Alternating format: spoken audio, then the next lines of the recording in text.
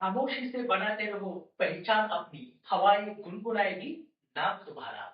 So hey everyone, welcome to textbook super coaching. तर विद्यार्थी मित्रांनो, राज्यसेवा पूर्व परीक्षा आणि कंबाईन पूर्व परीक्षा 2026च्या दृष्टिकोनातून आपण गेल्या लेक्चरमध्ये दारिद्र्याचे निर्देशांक, दारिद्र्य मोजण्याच्या ज्या फॉरेन मेथड्स आहेत त्याच्यामध्ये सापेक्ष दारिद्र्य, निरपेक्ष दारिद्र्य, नंतर सगळ्यात महत्वाचं आपण दारिद्र्याचे जे निर्देशांक आहेत एमपीआय, जो ग्लोबल एमपीआय बघितला, नंतर नीती आयोगाचा एमपीआय बघितला, ग्लोबल हंगर इंडेक्स बघितला, नंतर जे उत्पन्न असमानतेचे निर्देशांक आहेत ते पण, उत्पन्न असमानते काय असते ते पण आपण पूर्णपणे बघितलं. त्याच्यामध्ये गिनी गुणांक, गिनी कोएफिशियंट काय असतो तो बघितला, नंतर वेगवेगळे रिपोर्ट बघितले. तर आता या लेक्चरमध्ये आपल्याला दारिद्र्याच्या समित्या बघायच्या ज्या भारत सरकारने किंवा काही राज्य सरकारने नेमल्या होत्या. तर सगळ्यात महत्वाच्या समित्या आपल्याला त्या बघायच्या.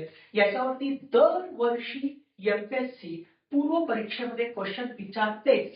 तर या समित्या म्हणजे हे जर तुम्ही लेक्चर केलं तर नंतर तुम्हाला परत परत तुम्हाला पुस्तकामध्ये डोकून बघायची तुम्हाला बिलकुल गरज पडणार नाही. फक्त एक वही आणि पेन तुमच्याजवळ ठेवा आणि तुम्ही स्वतःच्या नोट्स काढा. राईट. तर आपण याच्यामध्ये काय करणार, दांडेकर रथ समितीपासून अलग समितीपर्यंत आहे, अलग समितीपासून तेंडुलकर रंगराजन समितीपर्यंत आपण सगळ्या समित्या एकदम डिटेल घेणार आहोत आणि हे लेक्चर पूर्णपणे आता अपडेटेड आहे.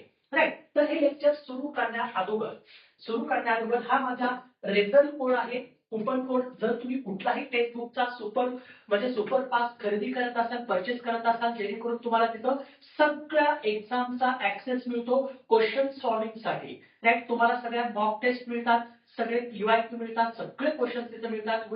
तर ते तुम्ही तिथं प्रॅक्टिस करू शकता. त्यासाठी हा कोड तुम्ही वापरू शकता. आणि हा आपला जो टेलिग्राम चॅनल जॉईन करा, जिथे तुम्हाला सगळे अपडेट्स मिळतात. सगळ्यात महत्वाचं लेक्चर सुरू करण्याअगोदर जे विद्यार्थी नव्याने राज्यसेवेची प्रिपरेशन आता स्टार्ट करत आहेत त्यांच्यासाठी आपण यशोदय 3.0 राज्यसेवा इंटिग्रेटेड बॅच म्हणजे फाउंडेशन बॅच आपण लॉन्च केलेली आहे.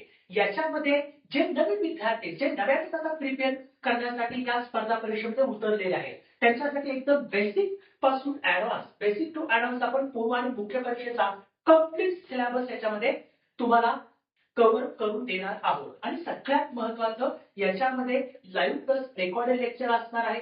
तेवढंच नाही तर conceptual clarity, subject understanding, topic understanding, writing practice वरची जास्तीत जास्त भर देण्यात येणार आहे. राईट. याच्यामध्ये तुम्हाला 500 प्लस लाईव्ह क्लासेस आहेत. एवढंच नाही तर तुम्हाला हा जर कोर्स तुम्ही घेतला तर बाकीचे पण तुम्हाला 7 प्लस कोर्सेस याच्यामध्ये मिळणार आहेत. जे एनसीईआरटी वगैरे बाकीचे बेसिक कोर्सेस असतील ते सगळे तुम्हाला याच्यामध्ये मिळणार आहेत. ओके. आणि 1-to-1 mentorship plus doubt clearing sessions पण तुमचे असणार आहेत. एवढंच नाही तर तुम्हाला याच्या थ्रू 18 बुक्स प्रिपरेशन साठी मिळणार आहेत, जे तुम्हाला घरपोच मिळतील, ज्या आम्ही नोट्स तयार केलेल्या आहेत आणि क्लास नोट्स तुम्हाला मिळणार आहे. बरं आहे. इव्हन तुम्हाला याची फीस भरण्याची जी सोय आहे ती ईएमआय सुद्धा केलेली आहे. तुम्ही हप्त्यामध्ये सुद्धा फीस भरू शकता. तसंच कंबाईनचे जे नवीन विद्यार्थी आहेत, जे कंबाईन साठी प्रिपेअर करणार आहेत नव्याने, त्यांच्यासाठी सुद्धा आपण बेसिक पासून एकदम सुरू म्हणजे ही बेसिक पासून एक बॅच आपण सुरू केली, बेसिक टू ऍडव्हान्स पूर्व आणि मुख्य परीक्षेसाठी पूर्ण इंटिग्रेटेड बॅच आहे. ही सुद्धा तुम्ही जॉईन करू शकता. याची तर फीस एकदम कमी आहे. एन्क्वायरीसाठी या नंबरवरती तुम्ही काय करू शकता, कॉन्टॅक्ट करू शकता. आणि त्याच्यामध्ये पण आणखी ईएमआय ऑप्शन्स आहेत. ओके. तर चला मग आता आपण काय करू, आपल्या लेक्चरला सुरू करू. तर आपण दांडेकर आणि रथ समितीपासून सुरू करू आणि नंतर मग ज्या नियोजन आयोगाने नेमलेल्या समित्या त्यानंतर आपण बघूया. ओके. चला मग आता सुरू करूया. चला मग आपण सुरुवात करू. पीडी ओझा समिती आणि दांडेकर आणि रथ समितीपासून आपण सुरुवात करूया. ओके. आता मी तुम्हाला सगळं कंपॅरेटिव्हली घेणार आहे. कंपॅरेटिव्हली काय घेणार आहे म्हणजे तुमच्या व्यवस्थित चांगलं लक्षात येईल. का कंपॅरिझन करतोय हे पण तुमच्या लक्षात येईल. बघा, 1960-61 ची पीडी ओझा समिती आणि 1971 ची दांडेकर आणि रथ समिती आपल्याला अगोदर बघायची. यांचं एकाच ठिकाणी मी कंपॅरिझन का करून घेतोय, कारण यांनी जे दारिद्र्याचे निकष आहेत ते निकष सेम विचारात घेतले. दोघांचे दारिद्र्याचे निकष हे वेगवेगळे नव्हते, ते सेमच होते. बघा, पीडी ओझा समितीनं 1960-61 मध्ये म्हणजे दारिद्र्य मोजण्याची जी त्यांनी निकष विचारात घेतले ते कोणते निकष विचारात घेतले तर पाठ करून ठेवा. 2250 कॅलरी प्रति व्यक्ती प्रतिदिन कॅलरी मूल्य विचारात घेतलेलं आहे. 2250 प्रतिदिन प्रति व्यक्ती कॅलरी मूल्य विचारात घेतलेलं आहे. आणि शहरी आणि ग्रामीण भागासाठी प्रति व्यक्ती महिन्याचा प्रति व्यक्ती प्रति माह दरडोई उपभोग खर्चाची पातळी विचारात घेतलेली आहे. सेम दांडेकर आणि रथ समितीने सुद्धा ग्रामीण आणि शहरी भागासाठी 2250 प्रतिदिन प्रति व्यक्ती कॅलरी मूल्य प्लस प्रति व्यक्ती दरडोई मासिक दरडोई उपभोग खर्चाची पातळी विचारात घेतलेली आहे. तर बघा, पीडी ओझा समितीनं ग्रामीण भागासाठी प्रति व्यक्ती प्रति महिना 8 ते 11 रुपये एवढ्या खर्चाची पातळी विचारात घेतलेली आहे. तर शहरी भागासाठी 15 ते 18 रुपये एवढी खर्चाची पातळी विचारात घेतलेली आहे. म्हणजे याचा अर्थ काय होतो? याचा अर्थ असा होतो की जर एखादा ग्रामीण भागातला व्यक्ती स्वतःच्या उपभोगावरती महिन्याला 8 ते 11 रुपये खर्च करू शकत नसेल आणि तो दिवसाला अन्नातून 2250 कॅलरी मूल्य मिळू शकत नसेल, तर असा व्यक्ती हा दारिद्र्य रेषेखालील व्यक्ती समजला जातो, ज्याला आपण बीपीएल म्हणतो, बिलो पॉवर्टी लाईन. अन्यथा तो काय असेल मग? जर तो 8 ते 11 रुपये किंवा त्यापेक्षा जास्त खर्च करू शकत असेल आणि दिवसाला 2250 कॅलरी मूल्य जर मिळू शकत असेल, तर असा व्यक्ती एपीएल समजला जातो. येथे लक्षात. तसंच दांडेकर आणि रथ समितीनं ग्रामीण भागासाठी प्रति व्यक्ती प्रति महिना 15 रुपये एवढा खर्च विचारात घेतला आणि वर्षाचा 180 रुपये. तर शहरी भागासाठी प्रति व्यक्ती प्रति महिना 22.50 पैसे 22 रुपये 50 पैसे एवढ्या खर्चाची पातळी विचारात घेतली, तर वर्षाकाठी 270 रुपये विचारात घेतले. म्हणजे याचा अर्थ काय झाला? समजा ग्रामीण भागातला दांडेकर आणि रथ समितीनुसार एखादा जर ग्रामीण भागातला व्यक्ती स्वतःच्या उपभोगावरती महिन्याला 15 रुपये किंवा वर्षाला 180 रुपये जर खर्च करू शकत नसेल आणि दिवसाला तो 2250 कॅलरी मूल्य मिळू शकत नसेल, तर असा व्यक्ती हा दारिद्र्य रेषेखालचा व्यक्ती समजला जातो. आलं लक्षात. तर बघा, पीडी ओझा समिती यांच्या निकषांनुसार भारतामध्ये ग्रामीण दारिद्र्य हे 50% जास्त भरलं. तर एकूण भारतातलं दारिद्र्य हे 44% भरलं. कधी? 1960-61 मध्ये. आणि दांडेकर आणि रथ समितीच्या निकषांनुसार जे दारिद्र्य मोजलं गेलं त्याच्यानुसार संपूर्ण भारतातलं दारिद्र्य हे 41% एवढं भरलेलं आहे. आणि त्याच्यामध्ये पण शहरी दारिद्र्य थोडं जास्तच भरलं. बस एवढंच लक्षात ठेवायचे निकष कोणते होते. बघा, एक क्वेश्चन पण विचारला होता. तर तो क्वेश्चन पण आपल्याला बघायचा आहे. अरे हा, हे आणखी समजावून सांगायचंच राहिलं तुम्हाला. कुठलं? किंवा स्वतंत्र पूर्व काळामध्ये दारिद्र्याची मोजणी भारतामध्ये कशी झाली. तर आता हे समजावून घ्या. हे माझ्याकडून थोडं सुटलं तर ते तुम्हाला सांगतो. बघा, म्हणजे आता हे तर आपण समित्या बघितल्यात, परंतु आपल्याला हे पण बघायचं की स्वतंत्र पूर्व काळामध्ये दारिद्र्याची मोजणी सर्वप्रथम कोणी केली? सांगा बरं. तुम्हाला सगळ्यांनाच माहित असेल. सर्वात पहिल्यांदा दारिद्र्य रेषा मांडण्याचं जे श्रेय आहे ते कुणाला जातं? दादाभाई नौरोजींना जातं. कुणाला जातं? दादाभाई नौरोजी यांना जातं. पहिलं श्रेय, दारिद्र्य मोजण्याचं पहिलं श्रेय दादाभाई नौरोजी यांना जातं. त्यांनी 1867-68 कधी? 1867-68 मध्ये दारिद्र्य मोजलेलं आहे. त्याच्यासाठी एक पुस्तक लिहिलं होतं त्यांनी. काय लिहिलं होतं? Poverty and un British rule in India. Poverty and un British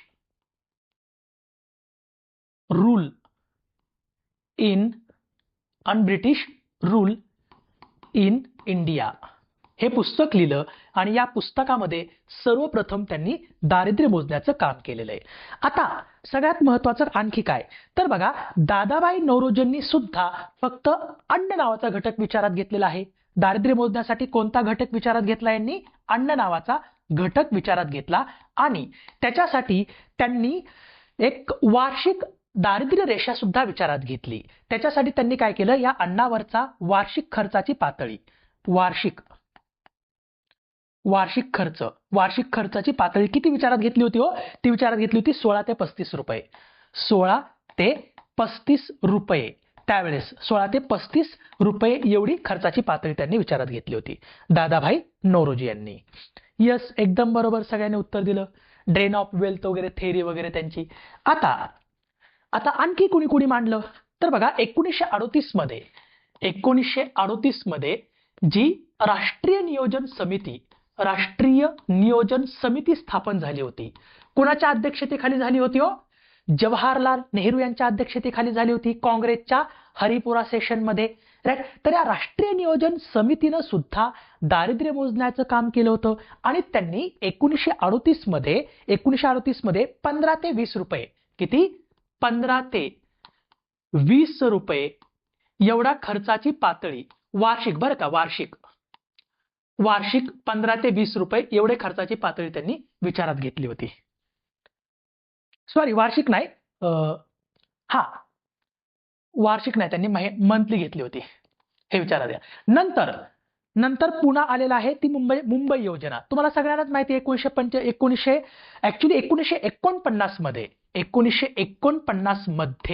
1949 मध्ये जी मुंबई योजना होती, त्या मुंबई योजनेच्या सदस्यांनी सुद्धा काय केलेलं आहे, भारतातलं दारिद्र्य मोजण्याचं काम केलेलं आहे. तर त्यांनी 75 रुपये एवढी दारिद्र्य रेषा निश्चित केली होती. किती, 75 रुपये दारिद्र्य रेषा निश्चित केली होती वर्षाची. आलं लक्षात? तर लक्षात ठेवण्याचा प्रयत्न करा. हे थोडं स्वातंत्र्यपूर्व काळातील तुम्हाला सांगितलेलं आहे. कधी समजा चुकून विचारलं गेलंच तर तुम्हाला ते यावं. तर बघितलं आपण. मग आता पीडी ओझा समिती आणि दांडेकर आणि रथ समिती पण आपली झाली. तर आता पुढे जाऊ. आता आपण बघा, एक क्वेश्चन पण विचारला होता, काय की पीडी ओझा 1960-61 समितीने दारिद्र्य रेषेच्या मापनासाठी पुढीलपैकी कोणता निकष विचारात घेतला होता? सांगा बरं. आता एमपीएससी बघा कसे क्वेश्चन विचारते, त्याच्यामुळे आपल्याला अभ्यास कसा करायचा आहे हे आपल्याला समजून जातं. सांगा बघा, प्रति व्यक्ती प्रति महिना मिळणारं उत्पन्न की खर्च विचारात घेतला जातो? पहिलं चुकीचं आहे, उपभोग खर्च विचारात घेतला जातो. प्रति व्यक्ती प्रति महिना उपभोग खर्चाची पातळी विचारात घेतलेली आहे आणि प्लस काय विचारात घेतलं होतं त्यांनी, 2250 प्रति व्यक्ती प्रतिदिन कॅलरी मूल्य पण विचारात घेतलेलं आहे त्यांनी. त्यामुळे एमपीएससी क्वेश्चन कसा विचारते हे बघा. ओके, चला आता पुढे जाऊ. आता आपल्याला आणखी 2 समित्या कंपॅरेटिव्हली बघायच्या आहेत, कारण त्याचं काय आहे, या दोन्ही समित्यांनी फक्त ग्रामीण दारिद्र्य मोजण्याचं काम केलंय, म्हणून यांना मी एकत्रित घेतलंय. BS मिनहास 1974 आणि PK बर्धन 1974, ह्या 2 समित्या दारिद्र्य म्हणजे ह्या 2 समित्या बसल्या होत्या. तर यांनी काय केलेलं आहे, प्रति व्यक्ती ग्रामीण भागासाठी दरडोई मासिक उपभोग खर्चाची पातळी विचारात घेतलेली आहे. यांनी पण, PK बर्धन यांनी पण प्रति व्यक्ती मासिक दरडोई उपभोग खर्चाची पातळी विचारात घेतली, राईट. यांनी कॅलरी मूल्य नाही विचारात घेतलं. तर ते ग्रामीण भागासाठी यांनी किती विचारात घेतलं, BS मिनान्स यांनी महिन्याला 20 रुपये प्रति व्यक्ती प्रति महिना 20 रुपये खर्चाची पातळी विचारात घेतली, तर वार्षिक 240 रुपये. तर PK बर्धन यांनी 15 रुपये प्रति महिना उपभोग खर्चाची पातळी विचारात घेतलेली आहे. तर त्याच्यानुसार BS मिनान्स यांच्या निकषानुसार 1969-70 मध्ये जे दारिद्र्य मोजलं गेलं ते भारतात किती भरलं, 50.6%. म्हणजे भारतातील निम्म्यापेक्षा जास्त लोकसंख्या ही गरिबी रेषेखाली जगत होती. तर PK बर्धन यांच्या निकषानुसार 68-69 मध्ये जे दारिद्र्य मोजलं गेलं तर ते किती भरलं, 53% भरलं. 60-61 मध्ये कमी भरलं होतं, हे सोडून द्या. ते किती भरलं, 53% भरलं. म्हणजे भारतातील निम्म्यापेक्षा जास्त लोकसंख्या ही गरिबी रेषेखाली जगत होती. बस तुम्हाला एवढंच लक्षात ठेवायचं आहे. निकष काय विचारात घेतले, एवढं जरी लक्षात ठेवलं तरी इनफ आहे. ओके, तर आता पुढे जाऊ. आता मॉन्टेसिंग अहलवालिया बघू. मॉन्टेसिंग अहलवालिया बघूया आपण. आणि मॉन्टेसिंग अहलवालिया नंतर आपल्याला काय करायचं आहे, गौरव दत्त आणि मार्टिन रॅव्हलिन ही समिती बघायची, नंतर मीनान जैन आणि तेंडुलकर बघायची, आणि नंतर मग अलग कार्यगट. आणि अलग कार्यगटानंतर आपल्याला लकडावाला हा खूपच महत्वाचा आहे. लकडावाला कार्यगट याच्यामध्ये खूप आता मी याच्यामध्ये बदल केलेले आहेत. आता जेवढं होईल तेवढं आपण बघू सध्या. ओके, आणि जर समजा काय राहिलंच तर मी काय करतो, त्याच्यावरती एक लेक्चर तयार करतो आणि लेक्चर करून ते व्हिडिओ सेक्शन मध्ये टाकतो, म्हणजे तुम्हाला नंतर त्याच्यावरचे क्वेश्चन सुटतील. ओके, जर समजा काही राहिलंच तर ची गोष्ट मी तुम्हाला सांगतो आहे.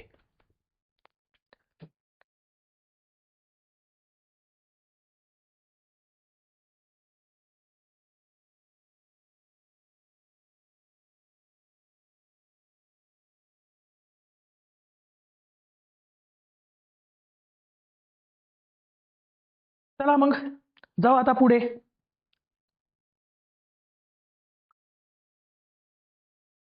तर आता आपण बघायचे आपल्याला मॉन्टेसिंग अहलवालिया. मॉन्टेसिंग अहलवालिया 1984 ची समिती आहे. 1984 ची समिती बघायची आपल्याला.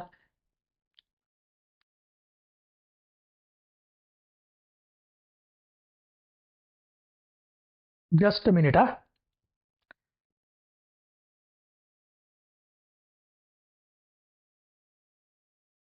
लोकसंख्या टॉपिक, यस, लोकसंख्या पण आपण बघणार आहोत. लोकसंख्या टॉपिक पण तुम्हाला मी सगळा शिकवणार आहे, सो डोंट वरी. आता माझ्यानंतर लेक्चर असेल ते वैभव सरांचं. बघा, आता मॉन्टेसिंग अहलवालिया यांनी काय केलं, 1984 ला ही समिती नेमली होती. मॉन्टेसिंग अहलवालिया यांनी काय केलेलं आहे, प्रति व्यक्ती यांनी कोणता निकष विचारात घेतला, प्रति व्यक्ती दरडोई मासिक उपभोग खर्चाची पातळी विचारात घेतली. आणि ती ग्रामीण भागासाठी किती विचारात घेतली, तर 15 रुपये प्रति व्यक्ती प्रति महिना 15 रुपये खर्चाची पातळी विचारात घेतलेली आहे.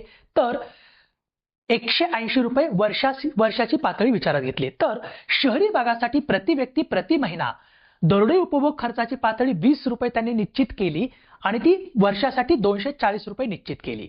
तर आता यांनी काही ऑब्झर्वेशन्स नोंदवले. कारण काय झालं माहितीये का, मॉन्टेसिंग अहलवालिया यांच्या निकषांनुसार 1973-74 मध्ये जे दारिद्र्य मोजलं गेलं ते 46.1% भरलं भारतातलं, राईट.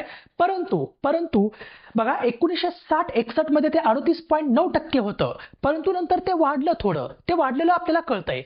तर आता 1956-57 मध्ये 54.1% दारिद्र्य होतं. नंतर ते 41.1% आलं. नंतर ते 46.1% झालं. कधी 73-74 ला. तर यांनी काही ऑब्झर्वेशन्स नोंदवले की दारिद्र्य का कमी जास्त होत आहे किंवा दारिद्र्य कमी जास्त होण्याची कारणं काय आहेत.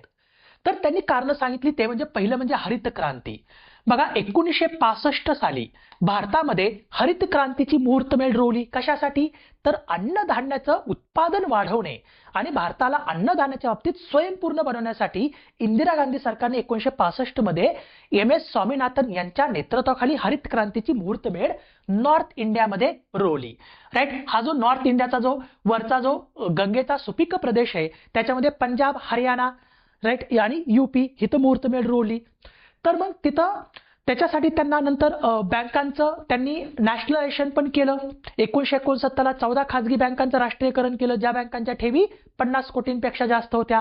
कारण त्यांनी शेतकऱ्यांना वगैरे कर्ज द्यावं म्हणून, राईट. तर हरित क्रांतीमुळे काय झालेलं आहे, शेतकऱ्यांचं उत्पादन वाढलं आणि उत्पादन वाढल्यामुळं त्यांचं उत्पन्नही वाढलं. उत्पन्न वाढल्यामुळे त्यांचं दारिद्र्य कमी झालेलं आढळतं. तर मॉन्टेसिंग अहलवालिया यांनी आणखी काही ऑब्झर्वेशन्स नोंदवले, जसं की जर चांगला दाट कृषी हंगाम असेल, म्हणजे भारताची शेती ही मान्सूनवर आधारित आहे. समजा भारतामध्ये जर चांगला मान्सून झाला तर अशा वेळी कृषी हंगाम चांगला होतो आणि शेतकऱ्यांचं उत्पादन वाढतं आणि त्यांचं उत्पन्न देखील वाढतं, म्हणून त्यांच्या दारिद्र्यामध्ये घट होते, तिथं दारिद्र्यात घट होते. जर खराब कृषी हंगाम आला, समजा मान्सून चांगला झाला नाही आणि खराब कृषी हंगाम झाला, तर तिथं उत्पादन पण कमी होतं आणि शेतकऱ्यांचं उत्पन्न पण कमी होतं, राईट. भारतातील लोकांचं उत्पन्न पण कमी झालं, त्याच्यामुळे तिथं लगेच दारिद्र्यामध्ये काय होते, वाढ होते. आणखी काय सांगितलं, 1974 ला 5व्या पंचवार्षिक योजनेमध्ये गरिबी हटाव योजना सुरू केली होती.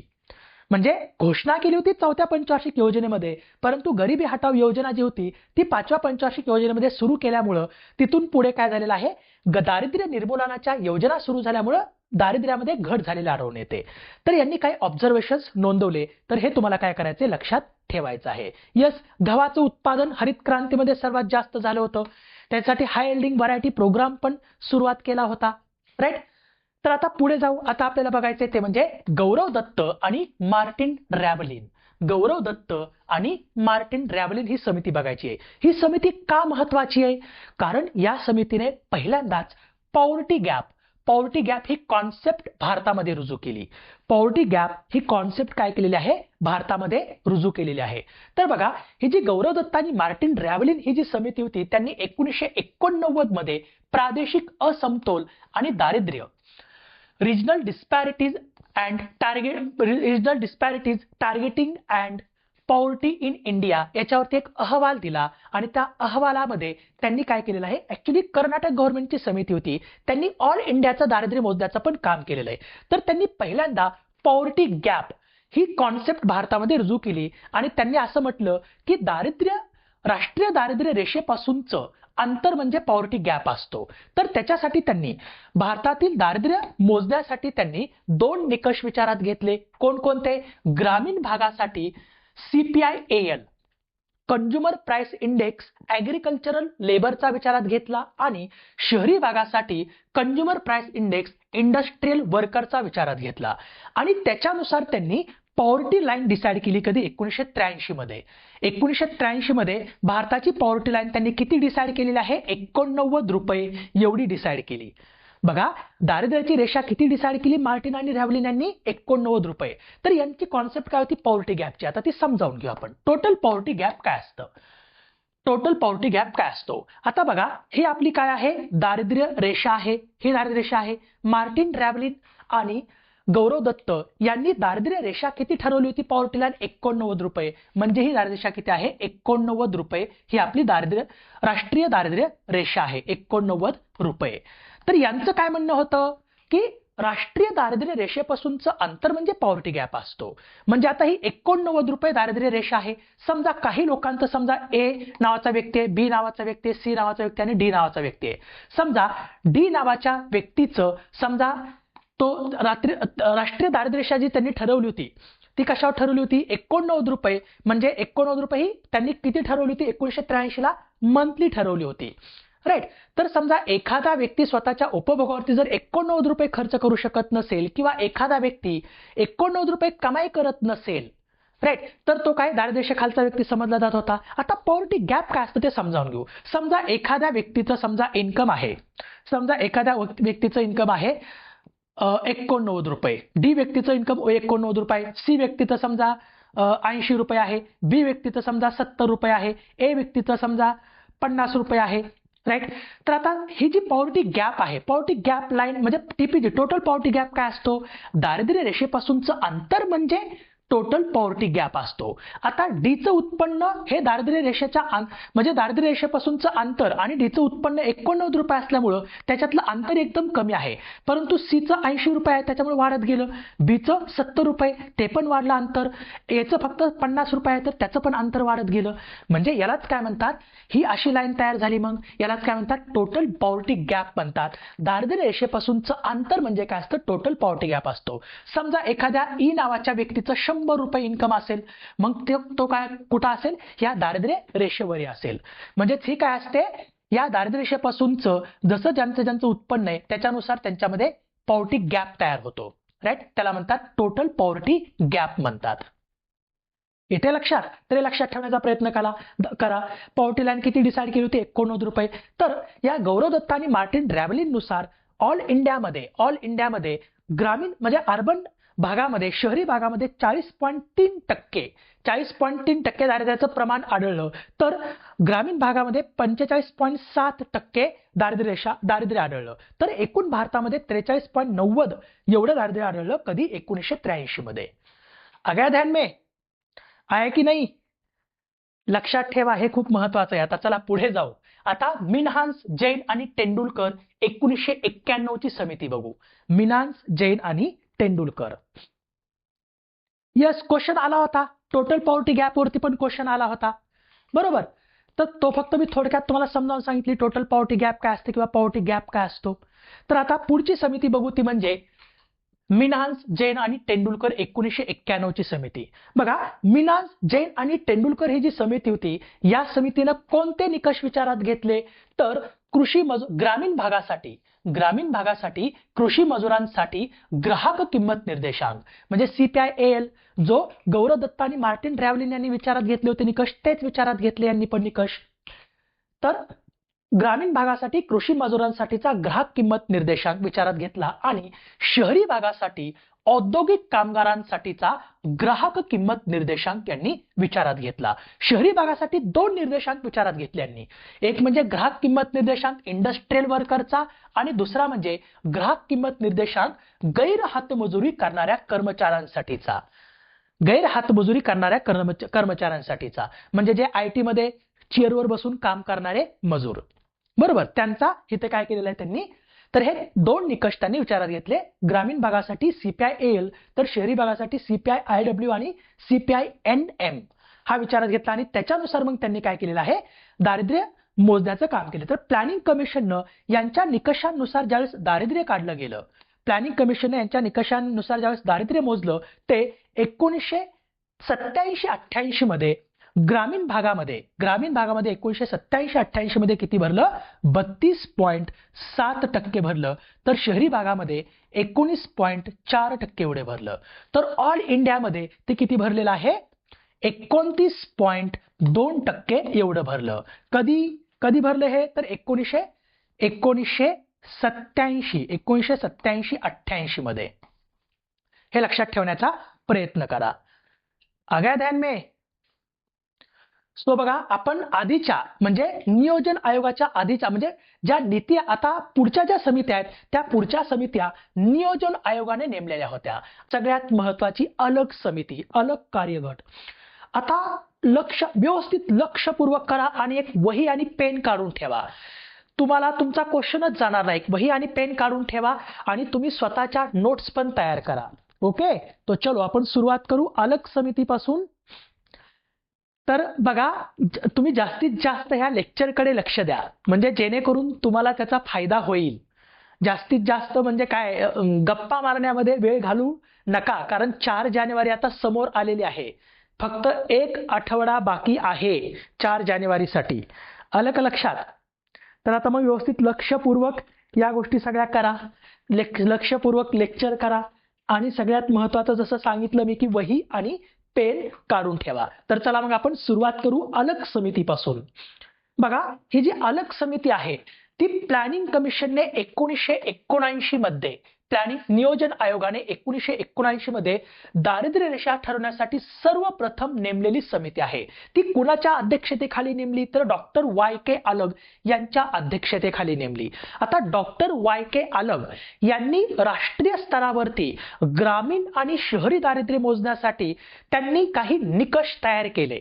तर ते निकष कोणते आहेत आणि त्यांनी कोणकोणत्या शिफारसी केल्या त्या सुद्धा आपल्याला डिटेल बघायचे आहेत, राईट. तर सगळ्यात महत्त्वाचं तुम्हाला एक सांगायचं आहे की पहिल्यांदाच भारतामध्ये फर्स्ट टाइम ग्रामीण आणि शहरी दारिद्र्य मोजण्यासाठी सुरुवात झालेली आहे आणि ती सुरुवात कोणी केलेली आहे, 1979 मध्ये डॉक्टर Y.K. अलग समितीनं सुरुवात केलेली आहे आणि पहिल्यांदाच ऑफिशियल पॉवर्टी काउंट भारतामध्ये सुरू झालेला आहे. तर अलग समितीला आता कोणते निकष विचारात घेतले, तर जे Y.K. अलग समिती आहे त्या Y.K. अलग समितीनं एक दारिद्र्याची टोपली तयार केली, पॉवर्टी लाईन बास्केट तयार केली आणि त्या पॉवर्टी लाईन बास्केटमध्ये फक्त अन्न नावाचा घटक टाकला आणि त्यांनी असं म्हटलं की किमान 2 वेळेचं अन्न जर एखादा व्यक्ती दिवसाला मिळू शकत नसेल तर असा व्यक्ती हा दारिद्र्य रेषेखालील समजावा. म्हणजे जो व्यक्ती ही दारिद्र्याची टोपली भरू शकत नसेल त्याला दारिद्र्य रेषेखालचा व्यक्ती समजावा. आणि त्यांनी काय केलं, या अन्नावरचा त्यांनी खर्च प्रति व्यक्ती दरडोई उपभोग म्हणजे प्रति व्यक्ती प्रति महिना दरडोई उपभोग खर्चाची पातळी त्यांनी विचारात घेतलेली आहे. ती किती घेतलेली आहे ते पण बघायचं आहे आणि यांनी कॅलरी मूल्य पण विचारात घेतलेलं आहे. ते कॅलरी मूल्य किती विचारात घेतले ते पण आता आपल्याला बघायचं आहे. तर बघा, जी अलग समिती आहे त्या अलग समितीनं कशा पद्धतीने कॅलरी मूल्य आणि खर्च विचारात घेतलेला आहे, व्यवस्थित लक्ष द्या बरं का. तर बघा, प्रति व्यक्ती त्यांनी काय केलेलं आहे, 2 निकष विचारात घेतले, प्रति व्यक्ती प्रतिदिन प्रतिदिन ग्रामीण भागासाठी 2400 कॅलरी मूल्य विचारात घेतलं, जे सध्या आपल्याकडे तेच कॅलरी मूल्य विचारात घेतलं जातं नियोजन आयोगापासून. आणि त्याच्यासाठी प्रति व्यक्ती प्रति महिना 49.1 रुपये खर्चाची पातळी ग्रामीण भागासाठी विचारात घेतली. याचा अर्थ काय होतो? अलग समितीच्या निकषानुसार याचा अर्थ असा होतो की जर ग्रामीण भागातला एखादा व्यक्ती स्वतःच्या उपभोगावरती म्हणजे अन्नावरती महिन्याला 49.1 रुपये खर्च करू शकत नसेल आणि तो दिवसाला त्या अन्नातून 2400 कॅलरी मूल्य मिळू शकत नसेल, तर असा व्यक्ती ही जी दारिद्र्य रेषा आहे त्या दारिद्र्य रेषेखालचा समजावा, ज्याला बीपीएल म्हटलं जाईल, बिलो पॉवर्टी लाईन, अन्यथा तो काय असेल? एपीएल असेल. तसंच त्यांनी शहरी भागामध्ये प्रति व्यक्ती प्रतिदिन, हे शब्द खूप महत्वाचे आहेत मित्रांनो. प्रति व्यक्ती प्रतिदिन किती कॅलरी मूल्य विचारात घेतलेलं आहे? प्रति व्यक्ती प्रतिदिन त्यांनी 2100 कॅलरी मूल्य विचारात घेतलेलं आहे. तर त्यासाठी प्रति व्यक्ती प्रति महिना खर्चाची पातळी किती विचारात घेतलेली आहे? 56.7 रुपये एवढी. तर याच्यानुसार ज्यावेळेस दारिद्र्य मोजलं गेलं त्यावेळेस ग्रामीण भागामधली निम्म्यापेक्षा जास्त लोकसंख्या ही दारिद्र्य रेषेखाली जगत आहे असं कळालं. आणि शहरी भागातली सुद्धा जवळपास निम्मी लोकसंख्या म्हणजे 49% लोकसंख्या ही दारिद्र्य रेषेखाली जगत होती. तर संपूर्ण भारतातील जेवढी लोकसंख्या होती कधी 1973-74 ला, त्याच्यापैकी निम्म्यापेक्षा जास्त लोकसंख्या ही दारिद्र्य रेषेखालचं जीवन जगत होती. तर हे तुम्हाला काय करायचंय? एक्झामच्या दृष्टिकोनातून लक्षात ठेवायचंच आहे. तर चला आता पुढे जाऊ आपण आता. तर बघा, नंतर पुढची समिती आलेली आहे ती म्हणजे धनंजयराव गाडगीळ समिती. टास्क फोर्स होता 1962 मध्ये नेमला होता. धनंजयराव गाडगीळ यांनी काय निकष विचारात घेतले? फक्त तेवढंच लक्षात ठेवा थोडक्यात. 5 व्यक्तींच्या कुटुंबासाठी किमान उपभोग खर्चाची पातळी त्यांनी विचारात घेतली. महिन्याची किमान उपभोग खर्चाची त्यांनी पातळी विचारात घेतली. जर 5 लोकांचं कुटुंब असेल तर त्या 5 लोकांसाठी 100 रुपये प्रति महिना एवढी 1962 मध्ये त्यांनी पातळी विचारात घेतली होती. आणि त्यांनी फक्त अन्नावरचा खर्चच फक्त गृहीत धरला होता. बस एवढंच तुम्हाला लक्षात ठेवायचंय या समितीबद्दल. राईट. आता सगळ्यात महत्वाची समिती बघायची ती म्हणजे लकडावाला समिती. ही लकडावाला ग्रुप जो आहे किंवा लकडावाला जो एक्सपर्ट ग्रुप आहे याच्यामध्ये बरेच चेंजेस आता मी केलेले आहेत, तर ते तुम्हाला आता लिहून घ्यायचे आहेत. ओके, आगा ध्यान में? यस. तर बघा आता लक्ष द्या. लकडावाला समिती बघा, लकडावाला समिती आहे ना, लकडावाला समितीनं काही महत्वाचे त्यांनी निकष पण हे केले, जसं की राज्यनिहाय गरिबी, स्टेट स्पेसिफिक लाईन निश्चित करण्यावरती त्यांनी भर दिलेला आहे. राईट. तर ते आपल्याला आता हे तुम्हाला पुस्तकामध्ये नाही मिळणार, हे फक्त गव्हर्नमेंटच्या डॉक्युमेंटमध्येच मिळेल. राईट. तर आपल्याला हे काय, इव्हन त्यांनी स्टेट वाईज दारिद्र्य पण मोजण्याचं काम केलंय आणि ज्याच्यामध्ये आपल्याला महाराष्ट्राचं दारिद्र्य किती आहे ते पण आपल्याला बघायचं आहे. तर बघा, मग सुरुवात करू आपण या लकडावाला ग्रुप पासून. तर बघा, 1989 ला प्लॅनिंग कमिशनने दारिद्र्य मोजण्याची नवीन पद्धत शोधून काढण्यासाठी प्राध्यापक किंवा प्रोफेसर डी.टी. लकडावाला यांच्या अध्यक्षतेखाली एक समिती नेमली. ज्या समितीने आपला अहवाल जुलै 1993 मध्ये प्लॅनिंग कमिशन म्हणजेच त्यावेळेचं नियोजन आयोगाला दिलेला आहे. तर या लकडावाला समितीने काय केलेलं आहे, जे अलग समितीने जे निकष ठेवले होते तेच निकष त्यांनी पण विचारात घेतलेले आहेत. राईट. पण फक्त त्यांनी दारिद्र्याच्या टोपलीमध्ये आणखी काही घटक ऍड केले आणि जी खर्चाची पातळी आहे ती थोडी वाढवली. कॅलरी मूल्य त्यांनी तेच विचारात घेतलेलं आहे. तर बघा, जी पॉवर्टी लाईन बास्केट आहे किंवा दारिद्र्याची टोपली, त्या दारिद्र्याच्या टोपलीमध्ये लकडावाला समितीनं अन्नाबरोबरच अन्न वस्त्र निवारा ह्या तिन्ही गोष्टींचा विचार केला. आणि या तिन्ही गोष्टींचा दरडोई प्रतिमाह उपभोग खर्चाची पातळी विचारात घेतली. या तिन्ही गोष्टींसाठी प्रति व्यक्ती प्रति महिना खर्चाची पातळी त्यांनी वाढवली. आणि त्याच्यासाठी जो खर्च आहे, खर्चाची पातळी विचारात घेण्यासाठी त्यांनी जी NSSO आहे, नॅशनल सॅम्पल सर्व्हे ऑर्गनायझेशन, यांची जी URP पद्धत आहे त्या URP पद्धतीचा वापर केला. आता URP पद्धतीमध्ये काय केलं जातं, तर एका कुटुंबातील प्रत्येक व्यक्तीचा प्रति महिना खर्चाची पातळी तिथं विचारात घेतली जाते आणि त्याच्यावरून NSSO काय करत असते, सरासरी खर्च काढत असतं आणि तोच खर्चाची पातळी लकडावाला समितीनं यूज केलेली आहे अन्न वस्त्र निवारा याच्यावरची. तर आता ती किती केली, तर त्याच्या अगोदर काय करायचंय की लकडावाला ग्रुपनी नेमके काय काय शिफारसी केल्या ह्या एक्झामच्या दृष्टिकोनातून खूप महत्वाच्या आहेत. बघा, लकडावाला समितीने काय केलं की लकडावाला समिती अशी म्हटली की आता आपण राज्यनिहाय पॉवर्टी लाईन काय केली पाहिजे, डिस्कस केली पाहिजे किंवा पॉवर्टी लाईन ती प्रकाशित केली पाहिजे. त्याच्यात हे लक्षात ठेवा की राज्यनिहाय गरिबी रेषा निश्चित करण्यासाठी ह्यांनी पाऊल उचललेलं आहे. पहिल्यांदाच भारतामध्ये राज्यनिहाय गरिबी काय केलेली आहे, राज्यनिहाय गरिबीला सुरुवात केलेली आहे किंवा राज्यनिहाय गरिबी घोषित करण्यासाठी सुरुवात केलेली आहे, स्टेट स्पेसिफिक लाईन. आणि त्याच्यासाठी यांनी काय केले, लकडावाला ग्रुपनी अन्न नावाचा घटक, अन्न वस्त्र निवारा हा तर घटक त्यांनी विचारात घेतलाच, परंतु त्याच्याबरोबर त्यांनी बघा ग्रामीण भागासाठी आणि शहरी भागासाठी ग्राहक किंमत निर्देशांक पण विचारात घेतलेला आहे. हे खूप महत्वाचं आहे. तर यांनी काय केलं, पॉवर्टी मोजण्यासाठी अन्न नावाच्या घटकाबरोबरच ग्रामीण भागासाठी CPI-AL म्हणजे कंझ्युमर प्राइस इंडेक्स ऍग्रिकल्चर लेबरचा, ऍग्रिकल्चर म्हणजे शेतकरी जे शेती लेबर असतात त्यांचा हित विचारात घेतलेला आहे. तर शहरी भागासाठी CPI इंडस्ट्रियल वर्करचा त्यांनी विचारात घेतलेला आहे. तर हे दुसरी गोष्ट लक्षात ठेवा. तिसरी गोष्ट म्हणजे लकडावाला ग्रुपचा जो अहवाल आहे तो लकडावाला ग्रुपचा अहवाल केंद्र सरकारने किंवा नियोजन आयोग आणि सरकारने 1997 मध्ये ही जी नवीन पद्धत त्यांनी सुचवली होती स्टेट स्पेसिफिक गरिबी घोषित करण्याची आणि त्याच्यासाठी ग्रामीण भागासाठी CPI-AL तर शहरी भागासाठी CPI-IW विचारात घेण्याची, ही पद्धत त्यांनी 1997 मध्ये स्वीकारलेली आहे. कधी स्वीकारली हे पण आपल्याला एक्झाम मध्ये विचारलं जातं. आगया ध्यान में, तर हे तुम्हाला काय करायचंय, लक्षात ठेवायचं आहे. Okay, yes. 93 मध्ये त्यांनी अहवाल दिला होता, परंतु त्यांचा अहवाल नंतर काय केलेला आहे 1997 मध्ये हे पण नवीन स्वीकारलेलं आहे. त्यांनी एवढं आणखी काय म्हटलं, त्यांनी गरिबीचे अंदाज राष्ट्रीय लेखा सांख्यिकी नॅशनल अकाउंट स्टॅटिस्टिक्स जे आहे यांच्याशी प्रमाणबद्ध करण्याची पद्धत त्यांनी बंद करण्याची शिफारस केली गरिबी रेषा ठरवण्यासाठी. राईट, कारण त्यांची पद्धत वेगळी होती आणि ह्या समित्यांची पद्धत वेगळी होती.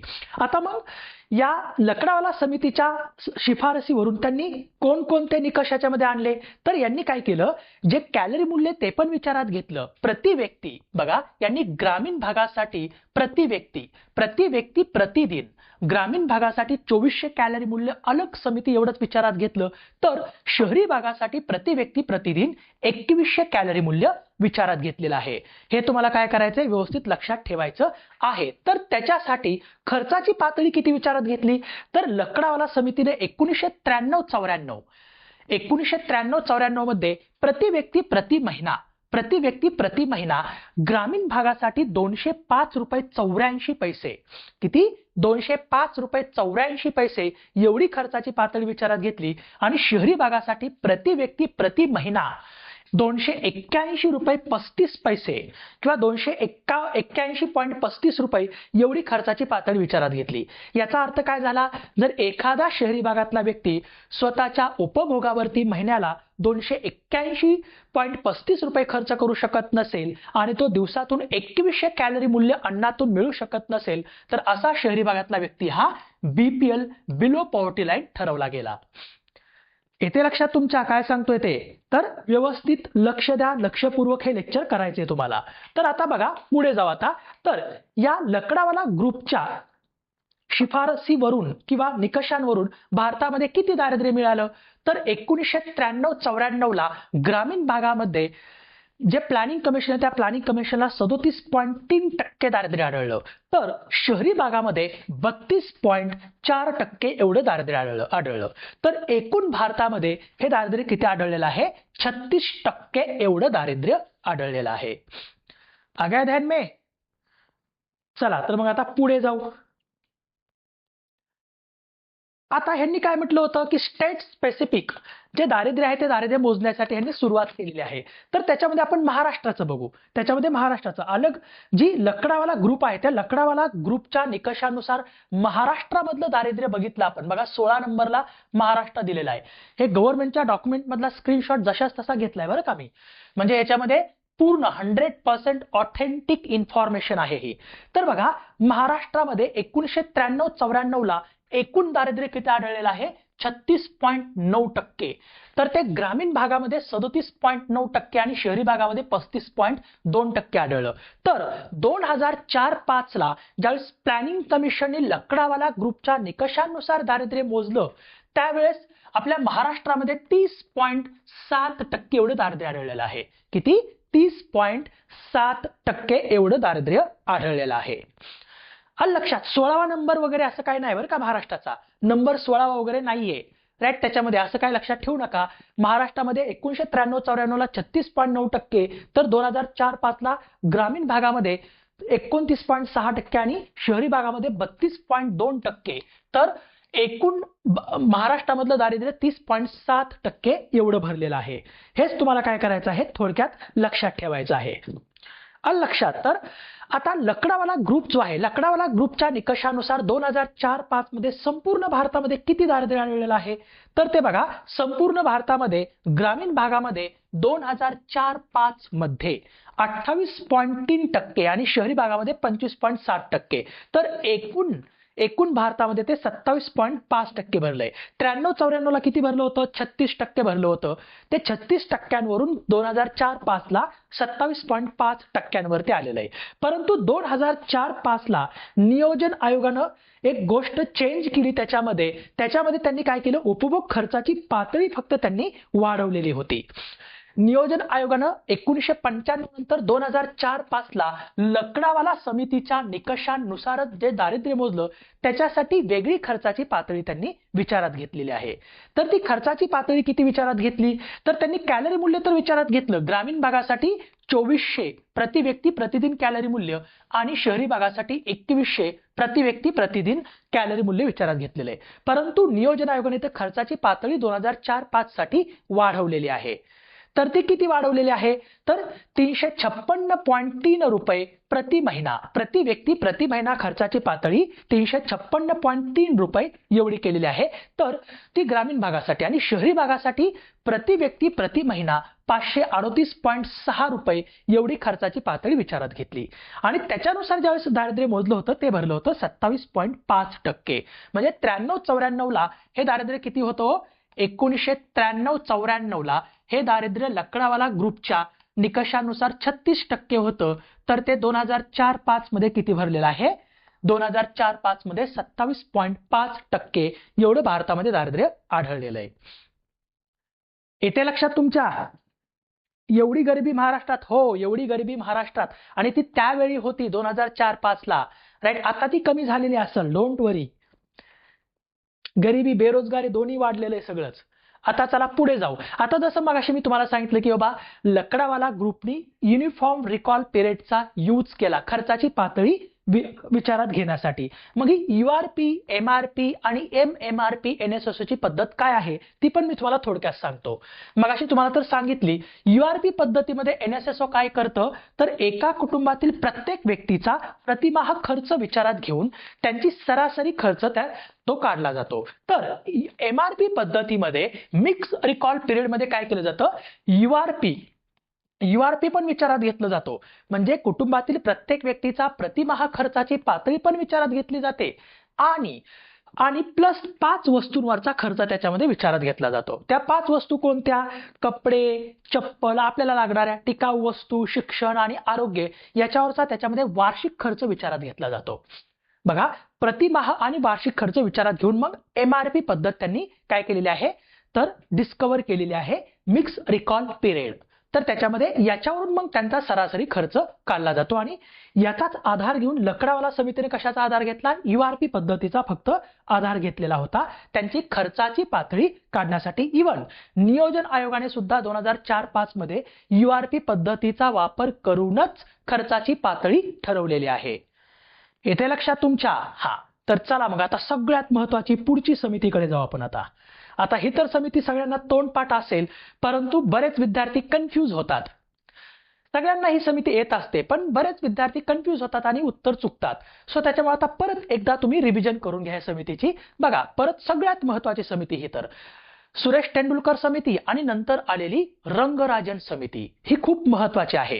तर बघा 2005 मध्ये नियोजन आयोगाने दारिद्र्य मोजण्याची नवीन पद्धत शोधून काढण्यासाठी लकडावाला ग्रुप नंतर त्यांनी 2005 मध्ये डॉक्टर सुरेश तेंडुलकर यांच्या अध्यक्षतेखाली समिती नेमली, ज्या समितीनं आपला अहवाल कधी दिलेला आहे 27 नोव्हेंबर 2009 ला दिलेला आहे.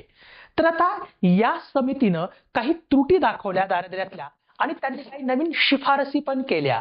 आणि सगळ्यात महत्वाचं तुम्हाला एकच गोष्ट लक्षात ठेवायची आहे की तेंडुलकर समितीनं कॅलरी मूल्य विचारात घेतलेलं नाही. आलं लक्षात? तर आधीच्या दारिद्र्य मोजण्यातील त्यांनी त्रुटी काहीतरी दाखवून दिल्या 1973-74 पासून. त्यांनी काय म्हटलं, जी दारिद्र्याची टोपली आहे त्याच्यामध्ये फक्त अन्न नावाचा घटक मोजणे आता कालबाह्य झालेलं आहे. कारण त्यांचं असं म्हणणं होतं की अन्न घटक विचारात का घेत होते फक्त, कारण शिक्षण आणि आरोग्यावरचा जो खर्च होता तो शासनाकडून अपेक्षित होता, परंतु आता शिक्षण आणि आरोग्यासाठी शासनावरती डिपेंड राहणं तेवढं चुकीचं आहे असं म्हटलं. म्हणून त्यांनी काय केलं, युनिफॉर्म पॉवर्टी लाईन बास्केट तयार केली आणि त्याच्यामध्ये अन्नाबरोबर शिक्षण आणि आरोग्य यांचा खर्चाची पातळी त्यांनी विचारात घेतलेली आहे. राईट? येस. तर नंतर दारिद्र्य रेषा निश्चित करण्यासाठी खर्चाच्या पातळी जो चलनवाढीचा निर्देशांक मिळवला जात होता तो पण सदोष होता असं त्यांनी म्हटलेलं आहे. म्हणून त्यांनी शिफारसी काय केल्या मग त्याच्यासाठी यांनी शिफारसी अशा केल्या की यांनी पहिलं तर एक गोष्ट शिफारस केली की shift away from calorie consumption. यांनी कॅलरी मूल्य विचारातच घेतलं नाही. यांचं असं म्हणणं होतं की एखादा व्यक्ती कॅलरी मूल्य कमी घेतो याचा अर्थ असा नाही की तो गरीब आहे, बरोबर का? सो कॅलरी मूल्यावरून एखादा व्यक्ती गरीब की श्रीमंत किंवा दारिद्र्यरेषा खालचा की दारिद्र्यरेषा वरचा हे ठरवता येत नाही. म्हणून त्यांनी काय केलं, कॅलरी मूल्य विचारात घेतलं नाही. त्यांनी कॅलरी मूल्यापासून दूर जायला सांगितलं.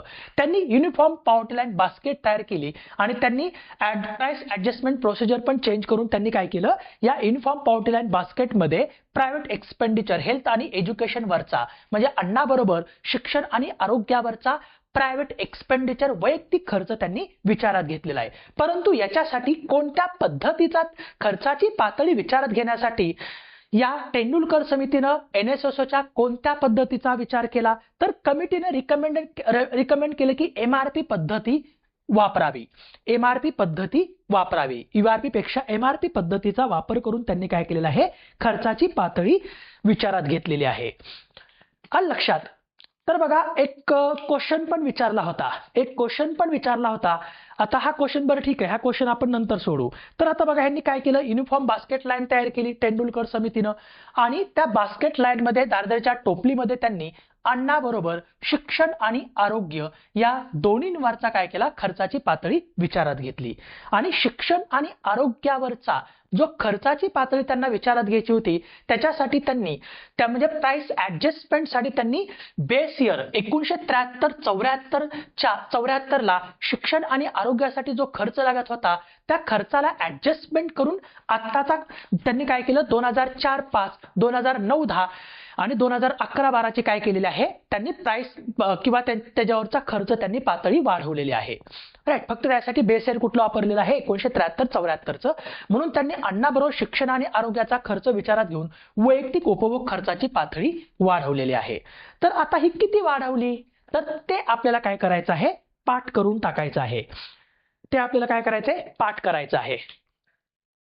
बघा आता हा जो तुमच्या समोर चार्ट दिसतो आहे किंवा टेबल दिसतो आहे, तर हा तुमचा याचा तुम्ही स्क्रीनशॉट घेऊन ठेवा आणि तुमच्या मोबाईलच्या वर ठेवा हा, कारण याच्यावरती MPSC सतत प्रश्न विचारताना दिसते. आता मी परत एकदा रिपीट करतो, बऱ्याचदा आपण हे रिपीट केलेलं आहे क्वेश्चन सोडवताना, राईट? परंतु तरी पण आता रिपीट करतो. बघा, तर 2004-05 साली या तेंडुलकर समितीने काय विचारात घेतलं, तर अन्न शिक्षण आणि आरोग्यावरचा खर्चाची पातळी विचारात घेतली. प्रति महिना प्रति व्यक्ती प्रति महिना दरडोई उपभोग खर्चाची पातळी विचारात घेतली. तर ती 2004-05 साली ग्रामीण भागासाठी किती विचारात घेतली. आता आपल्याला सगळंच बघायचंय बरं का. तुम्हाला वाटेल की हा काय डोक्याला ताप आहे ही सगळी आकडेवारी पाठ करायची, पण त्याच्याशिवाय आपल्याला पर्याय पण नाहीये आणि आपल्याला दुसरा ऑप्शन पण नाहीये कारण एमपीएससी त्याच्यावरती क्वेश्चन विचारते. तर ग्रामीण भागासाठी 2004-5 मध्ये तेंडुलकर समितीनं प्रति व्यक्ती प्रति महिना 446.68 पैसे 446 रुपये 68 पैसे एवढी खर्चाची पातळी विचारात घेतली आणि शहरी भागासाठी 578 रुपये 80 पैसे एवढी खर्चाची पातळी विचारात घेतली. तर त्याच्यानुसार एकूण भारताचं ज्यावेळेस दारिद्र्य मोजलं गेलं तर ते किती भरलेलं आहे? 37.2%. 2004-5 मध्ये एकूण भारतामध्ये दारिद्र्य किती मिळालेलं आहे? 37.2%. आणि एकूण भारतामध्ये किती लोकसंख्या दारिद्र्यरेषेखालचं जीवन जगत होती? तर 40 कोटी लोकसंख्या. 407 मिलियन म्हणजे 40 कोटी लोकसंख्या ही दारिद्र्यरेषेखालचं जीवन जगत होती. आलं लक्षात? तर 2009-10 मध्ये ग्रामीण भागासाठी त्यांनी खर्चाची पातळी वाढवली आणि शहरी भागासाठी सुद्धा खर्चाची पातळी वाढवलेली आहे. बघा, ग्रामीण भागासाठी 672.8 रुपये तर शहरी भागासाठी 859.6 रुपये एवढी खर्चाची पातळी विचारात घेतली. त्याच्यानुसार ग्रामीण भागामध्ये 33.8% तर शहरी भागामध्ये 21.9% म्हणजे साधारणतः 21% दारिद्र्य मिळालेलं आहे. आलं लक्षात? तर एकूण भारतामध्ये दारिद्र्य किती मिळालं याच्यावरती प्रश्न विचारला जातो. 2009-10 मध्ये तेंडुलकर समितीच्या निकषानुसार एकूण भारतामध्ये 29.8% किती? 29.8% एवढं दारिद्र्य मिळालेलं आहे आणि एकूण भारतामध्ये 35 कोटी लोकसंख्या ही दारिद्र्य रेषेखालचं जीवन जगत होती. तर सगळ्यात महत्वाचं 2011-12 ही तर तोंडपाठ करून ठेवायची. आता हे तर सगळ्यांचं तोंडपाठ असतंच, पण तरी पण परत एकदा बघा. 2011-12 ग्रामीण भागासाठी तेंडुलकर समितीनं ग्रामीण भागासाठी प्रति व्यक्ती प्रति महिना 816 रुपये एवढी खर्चाची पातळी विचारात घेतलेली आहे. तर शहरी भागासाठी 1000 रुपये प्रति व्यक्ती प्रति महिना एवढी खर्चाची पातळी विचारात घेतलेली आहे. आता लक्षात ठेवायचे तुम्हाला 816 रुपये ग्रामीण भागासाठी आणि शहरी भागासाठी 1000 रुपये. तर याचा अर्थ काय होतो? म्हणजे एखादा ग्रामीण भागातला व्यक्ती जर स्वतःच्या उपभोगावरती जर महिन्याला 816 रुपये खर्च करू शकत नसेल तेंडुलकर निकषांनुसार, तर तो व्यक्ती दारिद्र्य रेषेखालचा व्यक्ती समजावा, बीपीएल, अन्यथा तो एपीएल असतो. तर ग्रामीण भागामध्ये आता किती दारिद्र्य आढळलं? तर बघा, ग्रामीण भागामध्ये दारिद्र्य आढळलेलं आहे 25.7%. हे तुमच्या लक्षात कसं राहील? ज्यावेळेस तुम्ही याला मिनिमम 10 वेळा वाचाल, मिनिमम 10 वेळा याची रिव्हिजन कराल ह्या चार्टची, त्यावेळेस 100% तुमच्या ते लक्षात राहून जाईल. आकडेवारी सतत तुम्हाला काय करावं लागते? पाठ करावं लागते आणि ती टेम्पररीच लक्षात राहते. पण तुम्ही जर सतत वाचत असाल, त्याला सतत रिवाइज करत असाल, त्याच्यावरती जर मल्टिपल रिव्हिजन्स दिल्या तुम्ही, तर 100% नंतर तुमचं कधीच विसरणार नाही. तर बघा, 25.7% दारिद्र्य ग्रामीण भागात आढळलंय, तर शहरी भागात ते 13.7%. किती? 13.7% दारिद्र्य आढळले. तर एकूण भारतामध्ये 2011-12 21.9%. हे तर आकडा विसरूच नका. 21.9% एवढं दारिद्र्य आढळलेलं आहे. तर एकूण भारतामध्ये 27 कोटी लोकसंख्या ही दारिद्र्य रेषेखाली जगत होती. येते लक्षात? तर हे तुम्हाला लक्षात ठेवायचंच आहे. आता आणखी तुम्हाला लक्षात काय ठेवायचंय? आणखी तुम्हाला लक्षात ठेवायचं आहे की यांच्यानुसार म्हणजे तेंडुलकर निकषानुसार महाराष्ट्रामध्ये किती दारिद्र्य आढळलं, कारण तिथं स्टेट स्पेसिफिक पण दारिद्र्य मोजलं गेलेलं आहे तेंडुलकर निकषानुसार. आणि ते महाराष्ट्रामध्ये जर तुम्ही बघितलं तर बघा, इथे खाली दिलेलं आहे मी महाराष्ट्राचं. तेंडुलकर निकषानुसार महाराष्ट्रामध्ये दारिद्र्याचं प्रमाण जर आपण बघितलं 2004-5 सालाचं दिलेलं आहे, 2004-5 सालाचं दिलेलं आहे. तर ते ग्रामीण भागामध्ये पॉवर्टी लाईन त्यांनी किती लिहून घ्या. हे तुम्हाला कुठेच मिळणार नाही, कुठल्याच पुस्तकात मिळणार नाही. हे फक्त गव्हर्नमेंटच्या पॉवर्टीच्या डॉक्युमेंटमध्येच मिळेल हे. आता हे लिहून घ्या. बघा, महाराष्ट्रामध्ये तेंडुलकर समितीने ग्रामीण भागासाठी प्रति व्यक्ती प्रति महिना 484.89 रुपये कधी? 2004-5 मध्ये. लिहून घ्या.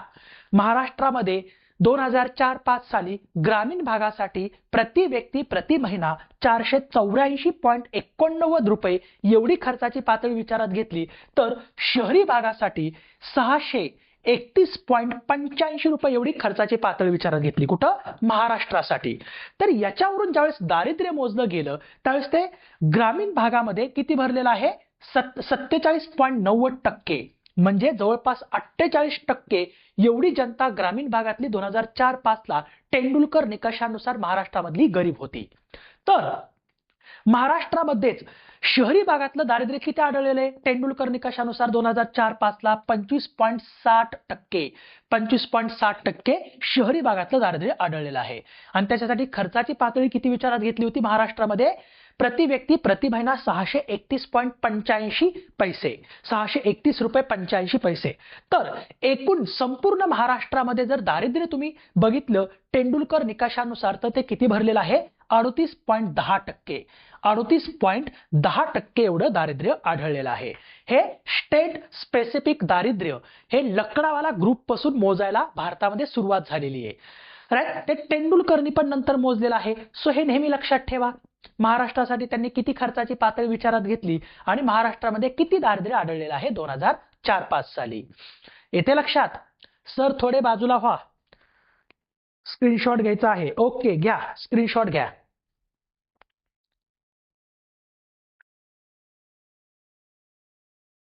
घेतला? चला मग, चला पुढे जाऊ मग. आता आणखी काय बघायचंय आपल्याला? आणखी सगळ्यात महत्वाचं बघायचंय ते म्हणजे तेंडुलकर निकषानुसार तेंडुलकर निकषानुसार कधी कधी किती दारिद्र्य आढळलं. बघा, कमी होत गेलेलं आहे. तेंडुलकर निकषानुसार नियोजन आयोगानं 1993-94 पासून पण दारिद्र्य त्यांनी मोजलेलं आहे. 1993-94 ला 43.3% भरलं. नंतर 2004-05 ला ते 34.2% भरलं संपूर्ण भारतात. तर ते 2009-10 ला 29.8% आणि 2011-12 ला ते 21.9% भरलेलं आहे. राईट. तर आता सगळ्यात महत्वाचं आपल्याला विचारात घ्यायचंय ते बघा, हा कंबाईन पूर्व परीक्षा 2023 ला एक प्रश्न विचारला होता. द्यावर याचं उत्तर, म्हणजे तुम्हाला कळेल की एमपीएससी क्वेश्चन कसं विचारते आहे. द्या, कंबाईन पूर्व परीक्षा 2023 म्हणजे रिसेंटली त्यांनी क्वेश्चन विचारला होता तेंडुलकर समितीवरती. याचं उत्तर द्या मला, म्हणजे तुम्हाला रेफरन्ससाठी हा क्वेश्चन पण घेतलेला आहे मी.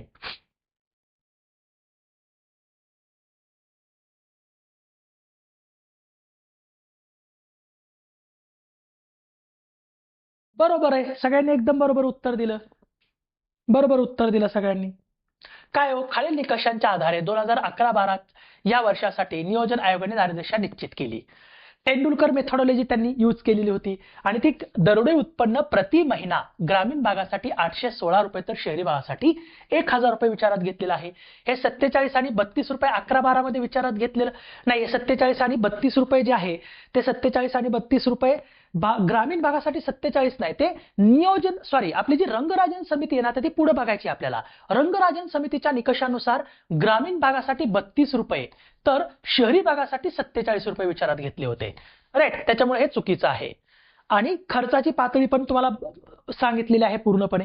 तर अशा पद्धतीचे एमपीएससी सध्या क्वेश्चन विचारते. सो त्याच्यामुळे मी तुम्हाला थोडं जरा व्यवस्थित आणि डिटेल हे शिकवलेलं आहे. आता तुम्हाला आणखी काही फॅक्च्युअल डेटा लिहून घ्यायचा आहे की तेंडुलकर मेथोडॉलॉजी नुसार 2004-05 आणि 2011-12 मध्ये कोणत्या राज्यामध्ये सर्वात जास्त दारिद्र्याचं प्रमाण आहे आणि कोणत्या राज्यामध्ये दारिद्र्य कमी होण्याऐवजी वाढलं. बघा, 3 राज्य असे आहेत की तिथं दारिद्र्य कमी होण्याऐवजी वाढलेलं आहे. आता तुम्हाला ते सांगतो कोणते राज्य आहेत ते. आता बघा, इकडे लक्ष द्या. 2004-05 आणि 2011-12 बघूया आपण. 2004-05 साली तेंडुलकर समितीच्या निकषानुसार सर्वात जास्त दारिद्र्याची टक्केवारी कुठं होती? ओडिशामध्ये होती. ती कुठं होती? ओडिशामध्ये.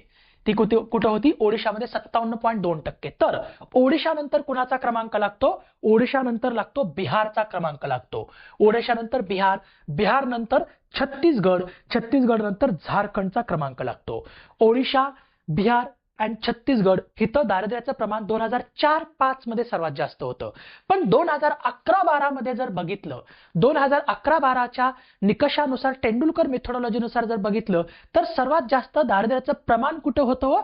तर ते प्रमाण होतं, दारिद्र्याचं प्रमाण जर बघितलं आपण, इथं मी त्याला हे केलेलं आहे, टोटल प्रमाण ते होतं 39-37 छत्तीसगडमध्ये. कुठं होतं? छत्तीसगडमध्ये 39.9%. आता पण छत्तीसगड मधली लोकसंख्या दारिद्र्यरेषेखाली जगत होती. छत्तीसगड नंतर हा एक नंबर, छत्तीसगड नंतर क्रमांक लागतो तो म्हणजे झारखंडचा. कुणाचा लागतो? झारखंड. कारण युपी जर बघितलं आपण, युपी कुठे गेलं?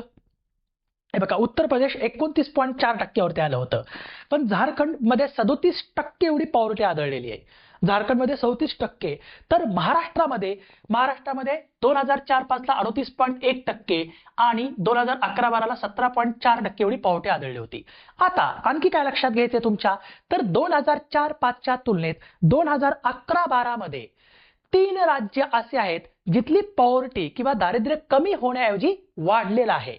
तर आता ते लिहून घ्या तुम्ही. ते तुम्हाला काय करायचंय? लिहून घ्यायचं आहे की दारिद्र्य कुठं वाढलेलं आहे, कमी होण्याऐवजी वाढलं. तर बघा त्याच्यामध्ये कोणकोणतं आहे? मिझोरम. एक पहिलं लिहून घ्या, नागालँड. पहिला क्रमांक लागतो नागालँडचा. नागालँडमध्ये 2004-5 ला दारिद्र्य 9% फक्त होतं, ते वाढून 18.9% गेलं 2011-12 ला. म्हणजे 9.9% त्याच्यामध्ये वाढ झालेली आहे. दुसरा क्रमांक लागतो तो म्हणजे मिझोरमचा. मिझोरम मध्ये सुद्धा 2004-5 ला 15.3% दारिद्र्य होतं, ते वाढून 2011-12 ला 20.4% झालं. म्हणजे त्याच्यामध्ये 5.1%ची वाढ झाली. म्हणजे दारिद्र्य कमी होण्याऐवजी वाढलं. नागालँड, मिझोरम आणि अरुणाचल प्रदेश. अरुणाचल प्रदेशमध्ये 2004-5 ला 31.1% दारिद्र्य होतं, तर ते 34.7% गेलं 2011-12 ला. म्हणजे 3.6% तिथं दारिद्र्य आढळलेलं, म्हणजे वाढलेलं आहे. आलं लक्षात? ही सगळी नॉर्थ ईस्टर्न स्टेट आहेत जिथं दारिद्र्य वाढलं, कमी होण्याऐवजी वाढलं. कुठं? नागालँड, मिझोरम अँड अरुणाचल प्रदेश या 3 राज्यांमध्ये दारिद्र्य कमी होण्याऐवजी वाढलेलं आहे. हे तुम्हाला लक्षात ठेवायचं आहे. तो चलो फिर आगे चलते हैं. आणि दारिद्र्याची लोकसंख्या सर्वात जास्त कुठं? युपी मध्ये. कारण युपीची लोकसंख्या जास्त आहे आणि युपी मधले जास्तीत जास्त लोकसंख्या युपी मधली सर्वात जास्त, म्हणजे दारिद्र्य रेषेखाली जगणारी जी लोकसंख्या आहे, प्रमाण नाही बरं का, लोकसंख्या ती युपी मध्ये जास्त होती, युपी आणि बिहारमध्ये. तर सर्वात कमी दारिद्र्य रेषा कुठं आहे? सर्वात कमी जर बघितलं आपण तर ते सर्वात कमी तुम्हाला दारिद्र्य रेषा कुठं आढळेल? तुम्हाला गोव्यामध्ये. गोवा असेल बघा इथं. 2011-12चा जर विचार केला तर गोवा 5.1% फक्त दारिद्र्य. गोव्यानंतर तुम्हाला 8.1% मिळेल ते कुठं? हिमाचल प्रदेशमध्ये. आणि त्याच्यानंतर मग बाकीची राज्य जसं की पुदुच्चेरी आहे, केंद्रशासित प्रदेश किंवा आंध्र प्रदेश आहे, इथं दारिद्र्य तुम्हाला कमी आढळेल. चला तर बघा आणखी तुम्हाला हे तेंडुलकर मेथॉडॉलॉजीनुसार इथं तुम्हाला कंपॅरेटिव्हली पण दिलेलं आहे. 1993-94, 2004-5 आणि 11-12. पण हे बघायचं नाही, आता आपल्याला बघायचंय सोशल ग्रुप. गव्हर्नमेंटनी त्यांच्या डॉक्युमेंटमध्ये हे पण दिलेलं आहे, म्हणून आपल्याला हे पण बघायचंय. सोशल ग्रुप म्हणजे कुठले? SC ST, right, SC ST आणि बाकीचे सगळे ग्रुप. तर कुणामध्ये सर्वात जास्त दारिद्र्याचं प्रमाण आहे? तर बघा तेंडुलकर मेथॉडॉलॉजीनुसार 1993-94, 2004-5 आणि 2011-12 मध्ये शेड्यूल्ड ट्राईब्स जे आहेत, अनुसूचित जमाती, त्या अनुसूचित जमातींमध्ये दारिद्र्याचं प्रमाण सर्वाधिक जास्त आहे. 1993 ला ते 63.7% होतं, ते कमी होऊन 60% आलं आणि ते 11-12 ला ते 43% आलं. परंतु ST नंतर SC शेड्यूल कास्ट, राईट, अनुसूचित जातींमध्ये दारिद्र्याचं प्रमाण सर्वाधिक जास्त आहे. ते 2011-12 ला 29.4% होतं. तर मग बाकीचे जे ग्रुप आहेत, मग त्या बाकीच्या कास्टमध्ये दारिद्र्य कमी आहे, ते 22% आहे. परंतु सर्वात जास्त दारिद्र्य तुम्हाला कुठं आढळतं? शेड्यूल ट्राईब्स नंतर शेड्यूल कास्ट आणि शेड्यूल कास्ट नंतर मग इतर आले सगळे. आ गया ध्यान में? PYQ सगळे घेतोय आपण. हे बघा PYQ जे आहेत ना, PYQ आपण डेली घेतो आहे बरं का. डेली आपण घेतो आहे सोमवार ते शुक्रवार रात्री 7 वाजता. रात्री 7 PM ला याच चॅनलवरती आपलं लाईव्ह लेक्चर असतं, ज्याच्यामध्ये आपण सगळे PYQ कव्हर म्हणजे करत आलेलो आहे आपण. त्या PYQ थ्रू आपण रिव्हिजन तिथं घेतो आहे. तर नक्की ते तुम्ही डेली जॉईन करत जावा सोमवार ते शुक्रवार पर्यंत. आणि शनिवारी असं मॅरेथॉन लेक्चर असतं, जिथे मी तुम्हाला स्वतंत्र टॉपिक शिकवतो एकदम व्यवस्थित. तर नक्कीच तुम्ही ते जे आपली PYQ सिरीज आहे ती तुम्ही जॉईन करा. चलो फिर आगे चलते हैं. बघा हा राज्यसभा पूर्व परीक्षेला एक क्वेश्चन विचारला होता, सोपा. द्या बरं याचं उत्तर मला. सन 2009 मध्ये दारिद्र्याचे मोजमाप करण्याच्या पद्धतीचा आढावा घेण्यासाठी तज्ञ समितीचा अहवाल डॅश डॅश यांनी सादर केला.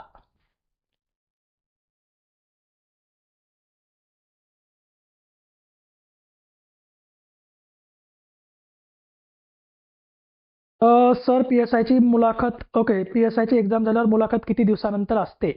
आता ते डिपेंड आहे MPSC वरती. ओके, साधारणतः लगेच ते रिझल्ट लागल्यानंतर एका महिन्याच्या आत ते सुरू करतात फिजिकल आणि इंटरव्ह्यू घेणं, म्हणजे रिझल्ट लागल्यापासून, बरं का, रिझल्ट लागल्यापासून. मेन्सचे पण घेत, हो, मेन्स आणि प्री आणि मेन्स दोन्ही कव्हर करतोय तिथं क्वेश्चन्स आपण. बढिया, सुरेश तेंडुलकर याचं उत्तर आहे. असे क्वेश्चन MPSC ने विचारले तर. आता चला पुढे आपल्याला महत्वाची समिती बघायची, ती म्हणजे रंगराजन समिती. याच्यावरती पण कंबाईंड ग्रुप बी आणि ग्रुप सी पूर्व परीक्षेमध्ये त्यांनी क्वेश्चन्स विचारलेले आहेत. तर बघा, रंगराजन समिती तेंडुलकर नंतर, SD तेंडुलकर या समितीनंतर प्लॅनिंग कमिशनने, नियोजन आयोगाने 24 मे 2012, कधी 24 मे 2012 ला दारिद्र्य मोजण्याची नवीन पद्धत शोधून काढण्यासाठी डॉक्टर सी रंगराजन यांच्या अध्यक्षतेखाली समिती नेमली, ज्याच्यामध्ये 4 सदस्य पण होते, परंतु ते तुम्हाला लक्षात ठेवायचे नाहीत. ते सदस्य कोणते होते? महेंद्र देव, के सुंदरम, महेश व्यास आणि KL दत्ता होते. तर या रंगराजन समितीनं जो आपला अहवाल आहे तो नियोजन आयोगाला 30 जून 2014 ला आपला त्यांनी अहवाल दिला. 12 मध्ये समिती नेमली होती आणि त्यांनी अहवाल कधी दिलेला आहे? तर अहवाल दिलेला आहे 30 जून 2014 ला त्यांनी अहवाल दिलेला आहे. तर बघा, आता रंगराजन समितीनं काय केलं? रंगराजन समितीनं दारिद्र्याची टोपली विचारात घेतली. रंगराजन समितीनं त्यांचे निकष चेंज केले, बरं का. त्यांनी दारिद्र्याची टोपली विचारात घेतली आणि त्यांनी कॅलरी मूल्य पण विचारात घेतलं, परंतु कॅलरी मूल्यामध्ये त्यांनी चेंजेस केले आणि त्यांनी दरडोई प्रतिमाह उपभोग खर्चाची पातळी पण विचारात घेतली, प्रति व्यक्तीची. बघा, मगाशी मी तुम्हाला काय सांगितलं? अलग समितीनं दारिद्र्याची टोपली तयार केली, राईट. अलग समितीनं काय केली? दारिद्र्याची टोपली तयार केली आणि त्या दारिद्र्याच्या टोपलीमध्ये फक्त अन्न नावाचा घटक टाकला आणि त्यांनी कॅलरी मूल्य पण त्याच्यावरचं विचारात घेतलं, बरोबर का. मग नंतर आले तेंडुलकर भाऊ आले. तेंडुलकर सरांनी काय केलं? तेंडुलकर सरांनी अन्नाबरोबरच या दारिद्र्याच्या टोपलीमध्ये शिक्षण प्लस आरोग्य याच्यावरचा खर्चाची पातळी विचारात घेतली. परंतु अलग समितीनं ग्रामीण भागासाठी 2400 कॅलरी मूल्य प्रति व्यक्ती प्रतिदिन विचारात घेतलं होतं आणि शहरी भागासाठी प्रति व्यक्ती प्रतिदिन 2100 कॅलरी मूल्य विचारात घेतलं होतं, बरोबर. हे पण मी तुम्हाला सांगितलं. परंतु तेंडुलकर समितीनं कॅलरी मूल्य विचारात घेतलं नाही. आता पुढे येते रंगराजन समिती. रंगराजन समितीनं काय केलं? आणि हा तुम्हाला हे पण सांगायचं, लकडावाला ग्रुपनी काय केलं? अलग समितीनंतर लकडावाला आला. लकडावाला ग्रुपनी काय केलं? दारिद्र्याच्या टोपलीमध्ये अन्न, वस्त्र आणि निवारा या 3 गोष्टी विचारात घेतल्या. त्यांनी कॅलरी मूल्य तर सेमच अलग समितीसारखं विचारात घेतलं, परंतु जो उपभोग खर्चाची पातळी फक्त त्यांनी ती चेंज केली. तर आता रंगराजन समितीने काय केलं? तेंडुलकर नंतर तर त्यांनी दारिद्र्याच्या टोपलीमधले जे घटक आहेत ते घटक वाढवले. त्यांनी अन्न, वस्त्र, निवारा सगळंच विचारात घेतलं. त्यांनी अन्न पण घटक हा विचारात घेतला आणि प्लस 4 आवश्यक घटक म्हणजे शिक्षण, कपडे, निवारा आणि वाहन खर्च विचारात घेतला आणि इतर घटकांमध्ये त्यांनी आरोग्याचा पण समावेश केला. आणि याच्यावरचा त्यांनी काय केला? प्रति व्यक्ती प्रति महिना खर्चाची पातळी विचारात घेतली आणि तो खर्च ठरवण्यासाठी त्यांनी NSSO ची जी 68वी पाहणी होती, सर्वे, ज्याच्यामध्ये MMRP पद्धतीचा यूज केला होता. तर आता MMRP पद्धत काय आहे? तर MMRP पद्धतीमध्ये URP चा वापर केला जातो. याच्यामध्ये बघा काय काय केलं जातं, काय काय विचारात घेतलं जातं खर्च काढण्यासाठी. एका कुटुंबातील म्हणजे मॉडिफाईड मिक्स्ड रिकॉर्ड पिरियड म्हणतात त्याला, MMRP पद्धतीला. तर याच्यामध्ये एका कुटुंबातील प्रत्येक व्यक्तीचा प्रतिमाह खर्च म्हणजे ही काय झाली? URP, right. प्लस वर्षभरातून लागणाऱ्या 5 वस्तूंच्या, कपडे, चप्पल, टिकाऊ वस्तू, शिक्षण आणि आरोग्यावरच्या उपभोगावरतील खर्च म्हणजे हा काय झाला? MRP झाला. Right. Mix recall, uniform recall period, mix recall period हे दोन्ही पण विचारात घेतले जातात. याच्यावरती प्रति महिन्याचा खर्च, प्रति वर्षाचा खर्च, राईट. आणि आता याच्यामध्ये ऍड काय केलं त्यांनी एक्स्ट्रा MMRP मध्ये 7 दिवसात लागणाऱ्या तेल, अंडी, मांस, मासे, फळे, भाज्या, या तंबाखू याच्यावरचा, या वस्तूंवरचा खर्च याच्यामध्ये विचारात घेतला. म्हणजे यांनी काही वस्तूंवरचा म्हणजे व्यक्तींचा प्रतिमाह खर्च विचारात घेतला, नंतर काही वस्तूंवरचा वर्षाचा खर्च विचारात घेतला, आणि काही वस्तूंवरचा त्यांनी काय केलेला आहे तर 7 दिवसात म्हणजे आठवड्याचा पण खर्च विचारात घेतला, आणि त्याच्यावरून मग त्यांनी खर्चाची पातळी त्यांनी काढलेली होती. तर मग या जी आपली रंगराजन समिती आहे, त्या रंगराजन समितीनं या MMRP पद्धतीचा वापर केलेला आहे, जी 68व्या सर्वेक्षण पाहणीमध्ये NSSOने मोजली होती. मग आता यांनी काय काय केलं, मग किती खर्च विचारात घेतला, तर बघा आता हे तुम्हाला पाठ करायचंय, हे तुम्हाला पाठ करायचं आहे. तर रंगराजन समितीनं 2012 मध्ये ग्रामीण भागासाठी प्रति व्यक्ती, आता हे शब्द लक्षात ठेवा, लिहून घ्या, प्रति व्यक्ती प्रतिदिन, प्रति व्यक्ती प्रतिदिन, प्रति व्यक्ती प्रतिदिन 2155 कॅलरी मूल्य विचारात घेतलं. आणि नियोजन आयोग सध्या किती विचारात घेत आहे, प्लॅनिंग कमिशन जे आहे ते प्लॅनिंग कमिशन सध्या ग्रामीण भागामध्ये 2400 कॅलरी मूल्य प्रति व्यक्ती प्रतिदिन विचारात घेतं, तर शहरी भागामध्ये म्हणजे आताचं नीती आयोग, आधीचं प्लॅनिंग कमिशन आताचं नीती आयोग 2100 कॅलरी मूल्य विचारात घेतं. रंगराजन समितीच्या रिपोर्टनुसार त्यांनी काय म्हणतात आपली दारिद्र्य मोजण्याचा प्रयत्न तर केला, परंतु सध्याच्या घडीला तेंडुलकर निकषांनुसार आपल्याकडे दारिद्र्य पण मोजलं गेलेलं आहे, आणि कॅलरी हा निकष निरपेक्ष निकष पण विचारात घेतला जातो 2400 आणि 2100चा. पण रंगराजन समितीने कॅलरी मूल्य किती विचारात घेतलेलं आहे, तर प्रति व्यक्ती प्रतिदिन 2155 कॅलरी मूल्य ग्रामीण भागासाठी, आणि त्याच्यासाठी प्रति माह म्हणजे प्रति व्यक्ती प्रतिमाह किती खर्चाची पातळी विचारात घेतलेली आहे, उपभोग खर्चाची पातळी 972, आणि याला जर तुम्ही 30 ने भाग दिला तर तुम्हाला ती प्रति दिवस 32 रुपये एवढं तुम्हाला उत्तर येईल त्याचं. म्हणजे याचा अर्थ काय होतो, एखादा ग्रामीण भागातला व्यक्ती जर स्वतःच्या उपभोगावरती महिन्याला 972 किंवा दिवसाला 32 रुपये खर्च करू शकत नसेल, आणि तो दिवसाला 2155 कॅलरी मूल्य मिळू शकत नसेल अन्नातून, तर असा व्यक्ती हा BPL ठरवला जातो, बिलो पॉवर्टी लाईन, राईट. आता शहरी भागासाठी त्यांनी किती कॅलरी मूल्य विचारात घेतलं, शहरी भागासाठी त्यांनी प्रति व्यक्ती प्रतिदिन 2090 कॅलरी मूल्य विचारात घेतलं, आणि त्याच्यासाठी खर्चाची पातळी किती विचारात घेतली, प्रति व्यक्ती प्रति महिना खर्चाची पातळी 1407 रुपये, तर 47 रुपये पर डे त्यांनी खर्चाची पातळी विचारात घेतलेली आहे. येथे लक्षात तुमच्या एक्झाम पोस्टपोन होणार नाही, त्याच्यामुळं विनाकारण गॉसिप्स करत राहू नका. आलं लक्षात तुमच्या. मग हे लक्षात ठेवा, हे पाठ करा, एक्झाम 4 तारखेलाच होणार आहे. तर मग आता या रंगराजन समितीच्या निकषांनुसार भारतामध्ये किती दारिद्र्य मिळालं, आता हे आपल्याला एक पाठ करून ठेवायचं आहे, याच्यावरती पण MPSC क्वेश्चन विचारते. तर रंगराजन समितीच्या निकषांनुसार ग्रामीण भागामध्ये 2009-10 साली ग्रामीण भागामध्ये 39.6% दारिद्र्य आढळलं, तर शहरी भागामध्ये 35.1% एवढं दारिद्र्य आढळलं. तर एकूण भारतामध्ये ते दारिद्र्य किती आढळलेलं आहे, 38.2%, राईट. तर 2011-12चं तुम्ही पाठ करून ठेवा. 2011-12 मध्ये रंगराजन समितीच्या निकषानुसार ग्रामीण भागामध्ये 30.9%, किती 30.9% एवढं दारिद्र्य आढळलेलं आहे, तर शहरी भागामध्ये ते 26.4% एवढं दारिद्र्य आढळलं. आणि एकूण भारतामध्ये 2011-12ला किती दारिद्र्य आढळलेलं आहे, 29.5% एवढं दारिद्र्य आढळलेलं आहे. तर हे तुम्हाला काय करायचं आहे, लक्षात ठेवायचंच आहे. आ गयो ध्यान में. चला मग आता रंगराजन आता बघा, एक क्वेश्चन विचारला होता, कंबाईन पूर्व परीक्षा 2021ला क्वेश्चन विचारला होता, द्या उत्तर बरोबर लिहायचं. म्हणजे तुम्हाला एक रेफरन्स म्हणून क्वेश्चन पण मी घेतलेला आहे, जेणेकरून तुम्हाला कळेल की MPSCने याच्या अगोदर कसा क्वेश्चन विचारलेला आहे.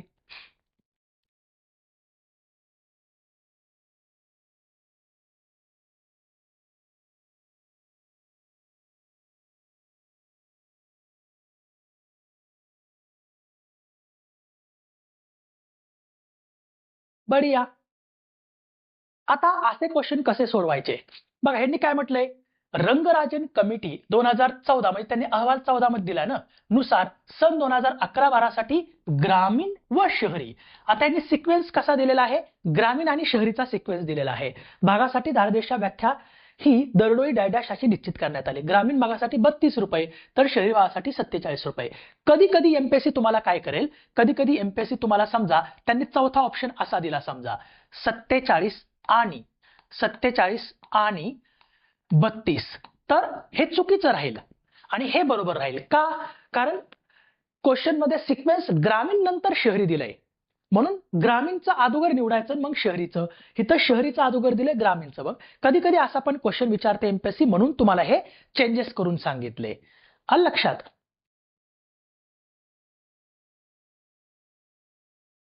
चलो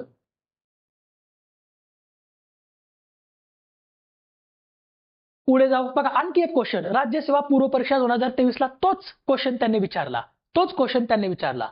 तर बघा कंबाईन प्री 2021 ला विचारलेला क्वेश्चन त्यांनी राज्यसेवा पूर्व परीक्षा 2023 ला विचारला. सांगा बरं उत्तर ह्याचं. आता ह्याचं कसं आहे, आता ह्याच्यामध्ये बघा आधी शहरी घेतलंय नंतर ग्रामीण घेतलंय. म्हटलं ना तुम्हाला किती महत्वाच्या समित्या आहेत ह्या.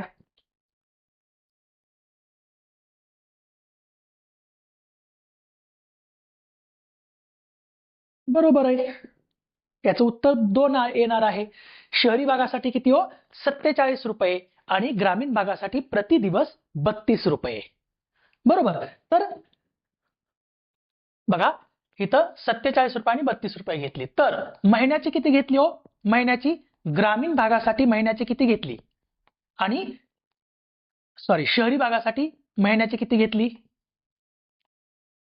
1407 रुपये आणि ग्रामीण भागासाठी महिन्याची किती घेतली सांगा बरं मला तुम्ही कमेंट सेक्शन मध्ये सांगा. तुमच्या लक्षात राहिलं की नाही बघू, आत्ताच जस्ट शिकवलेलं गोष्ट. तर मग रंगराजन समितीच्या निकषानुसार सर्वात जास्त दारिद्र्य यूपी आणि बिहारमध्ये आढळलं. तर सर्वात जास्त दारिद्र्याचं प्रमाण जे आहे, दारिद्र्याचं प्रमाण कुठं आढळलेलं आहे, प्रमाण टक्केवारीनुसार, ओके टक्केवारीनं, तर त्याच्यामध्ये 1 नंबरला येतो छत्तीसगड. काय येतो, छत्तीसगड.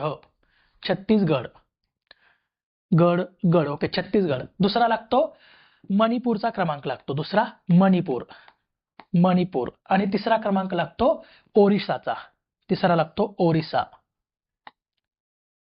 तर सर्वात कमी कुठं दारिद्र्य आढळलेलं आहे, गोव्यामध्ये सर्वात कमी दारिद्र्य आढळलेलं आहे. लक्षात असू द्या, कमी टक्केवारीमध्ये. ओके. आणि लोकसंख्येनं सर्वात जास्त दारिद्र्य कुठं आढळलेलं आहे, यूपी आणि बिहारमध्ये लोकसंख्येनुसार. बरोबर आहे, 972 रुपये.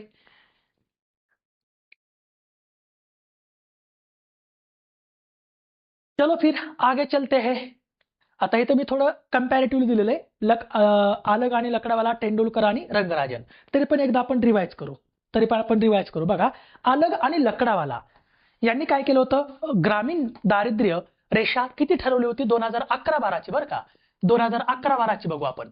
अगोदरची त्यांनी ठरवली होती, पण 2011-12ला आलग आणि लकडावाला यांच्या निकषानुसार प्लॅनिंग कमिशनने ग्रामीण भागामध्ये 651 रुपये प्रति व्यक्ती प्रति महिना तर 931 रुपये शहरी भागामध्ये प्रति व्यक्ती प्रति महिना खर्चाची पातळी विचारात घेतली होती. राईट. किती, 651 ग्रामीण भागासाठी आणि 931 रुपये शहरी भागासाठी नियोजन आयोगाने एवढी खर्चाची पातळी विचारात घेतलेली आहे. तर तेंडुलकरने किती विचारात घेतली हे तर तुम्हाला माहितीच आहे.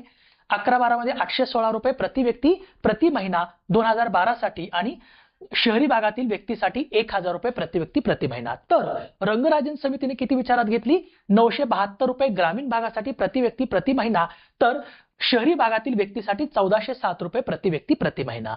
आणि त्याला जर तुम्ही 30 ने भाग दिला तर दिवसाची तुम्हाला येऊन जाईल. राईट. चला मग आता पुढे जाऊ आपण. आता काय आपण ह्या समित्या सगळ्या बघितल्या.